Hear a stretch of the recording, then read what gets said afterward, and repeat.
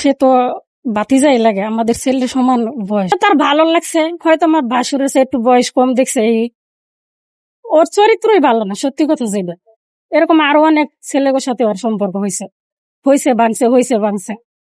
13 বছর ধরে তো আমাদের বাড়িতে আমি তো দেখছি।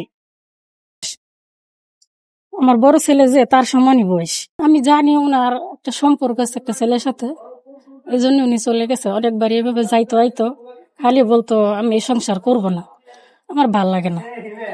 তারপর আমি জানতে পারি যে ওই সাইড একটা ছেলের সাথে তার সম্পর্ক। আমি অনেক বুঝাইছিলাম যে এটা ঠিক না ভাবি, আপনি এটা করেন না। ছেলেটার মা তো অনেক আশা নিয়ে তারা মানুষ করছে, আপনি তার অভিশাপে শেষ হয়ে যাবে। উনি বললে কি পরে দেখা যাবে, এটা কিছুদিন আগের কথা। আমি জানতে পারছি যে সে চলে যাবো, খালি বলতো আমি যাবো। এটাই আর কি। যেদিন গেছে ওই দিন আমি বাসায় একটু ওই সাইডে গেছিলাম, উনি ওই ফাঁকে চলে গেছে, তালা দিয়ে আইসা দিয়ে তালা দাও। তারপরে আমি ভাবছি যে অনেক জায়গায় তো যায়, তাহলে আসবো না।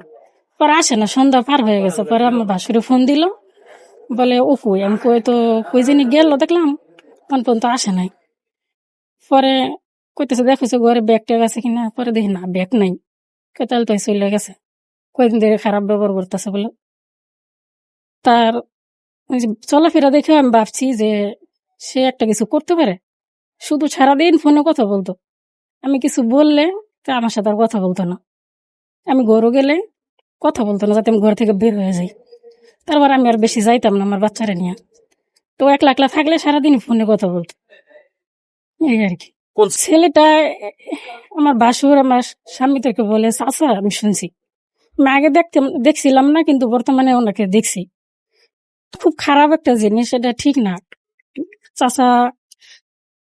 না, আমি কখনো দেখি নাই, আমি তো চাকরি করতাম 1 বছর ধরে আমি বাড়িতে আর কি। ওরকম কিছু দেখি নাই, কিন্তু কথা বলতে আমি দেখছি ভিডিও কলে অডিও কলে। তারপরে আমি অনেক সতর্ক করছিলাম, কিন্তু আমার কথা শোনে না। আমি যদি বেশি কিছু বলতে যাই তাহলে আমার সাথে আর কথা বলে না।